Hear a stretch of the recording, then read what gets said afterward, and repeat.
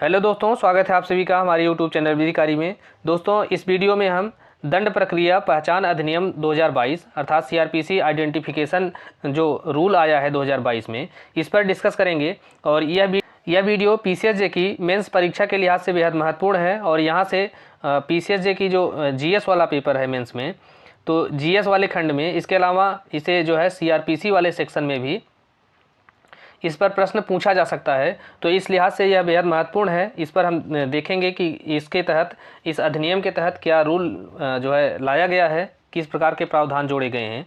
और आप इस तरह के वीडियो और पाने के लिए हमारे चैनल विधिकारी को सब्सक्राइब करें।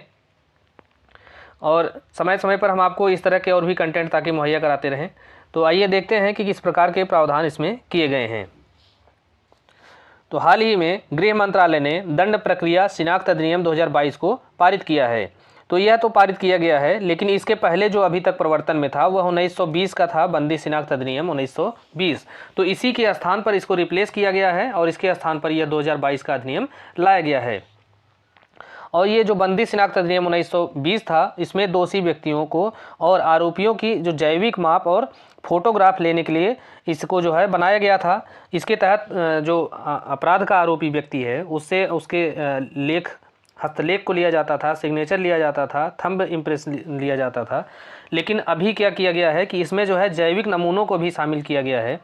तो यह जो 2022 के अधिनियम के द्वारा, और जो 1920 का अधिनियम था उसके तहत जो अभी तक प्रावधान उसका लागू था, तो उसमें संशोधन करने के लिए 1980 के दशक में भारतीय विधि आयोग ने अपनी 27वीं रिपोर्ट में, और 2003 में जस्टिस मलिमथ समिति ने भी संशोधन करने और इस कानून के दायरे को बढ़ाने का सुझाव दिया था। तो इतने पहले जो है सुझाव दिया गया था, लेकिन उस सुझाव पर अमल अब जाकर हुआ है 2022 में। अंततः इसमें कुछ परिवर्तन किया गया है और इसके दायरे को बढ़ाया गया है। तो अब देखते हैं कि दंड प्रक्रिया शिनाख्त अधिनियम 2022 का उद्देश्य क्या है।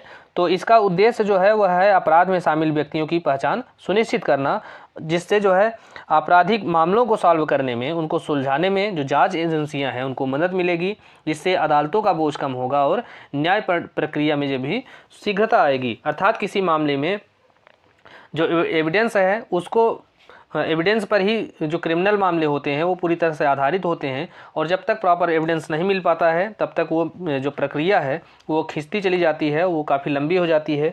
तो इस प्रकार से जो नमूने रखे जाएंगे, तो इसके तहत अपराधियों की पहचान करना बहुत आसान हो जाएगा, जिससे न्याय प्रक्रिया में शीघ्रता आएगी और किसी मामले को शीघ्रता से निपटाया जा सकेगा।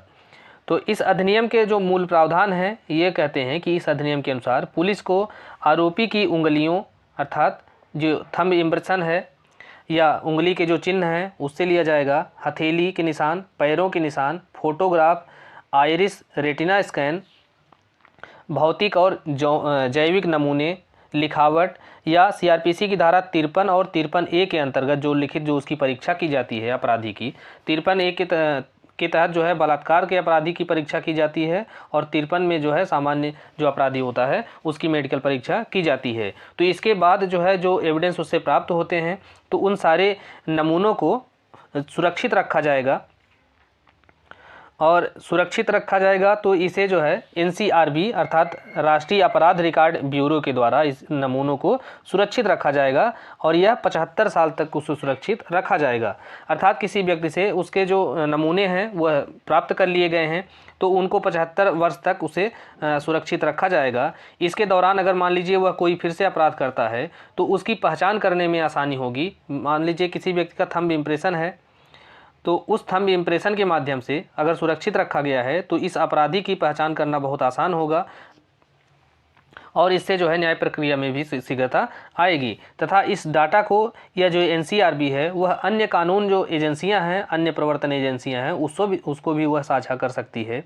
और यह अधिनियम जो है यह मजिस्ट्रेट को अधिकार देता है कि वह किसी भी व्यक्ति को महत्वपूर्ण विवरण देने का, अर्थात ये जो नमूने हैं यह देने का आदेश दे सकता है मजिस्ट्रेट। तो इसमें जो यह डाटा है वो कौन ले सकता है, तो इसमें जो पुलिस का हेड कांस्टेबल स्तर का जो सिपाही है, अधिकारी है, या जेल का कोई अधिकारी है, तो इस पद पर कार्यरत किसी व्यक्ति के द्वारा आरोपी से ऐसे नमूने लेने का अधिकार दिया गया है। अर्थात कोई जेल का अधिकारी है या पुलिस में हेड कांस्टेबल या उससे ऊपर के पंक्ति का अगर कोई अधिकारी है, तो वह ऐसे जो नमूने हैं उसका संग्रह कर सकता है, उसको ले सकता है। इस अधिनियम के जो प्रावधान है वह 3 श्रेणी के अपराधियों पर या 3 श्रेणी के व्यक्तियों पर लागू होते हैं। तो इसमें पहला है कि ऐसा व्यक्ति जो किसी दंडनीय अपराध के लिए दोषी ठहराया जा चुका है, पहली बात। दूसरी बात है कि ऐसे व्यक्ति जिन्हें सीआरपीसी के अंतर्गत सदाचार और परिशांति बनाए रखने का आदेश दिया गया है, तो ऐसे व्यक्तियों का भी यह जो नमूना है या डाटा है उसको संग्रह किया जा सकेगा। और तीसरा है कि किसी अपराध में गिरफ्तार या निवारक निरोध कानून के तहत हिरासत में लिए गए व्यक्ति हैं। तो यह 3 प्रकार के व्यक्ति हैं या 3 श्रेणी के व्यक्ति हैं जिनका यह डाटा जो है संग्रह किया जा सकेगा।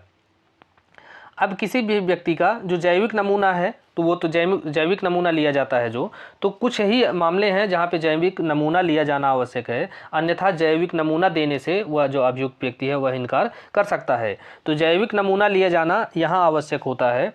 जैविक नमूने के अंतर्गत आता है अपराधी व्यक्ति का रक्त, उसके वीर्य, बालों के नमूने, उसके स्वाब, नाखून के जो नमूने हैं। तो इस प्रकार के जो शरीर के उसके नमूने इकट्ठे किए जाते हैं तो उसे ही जैविक नमूना कहा जाता है।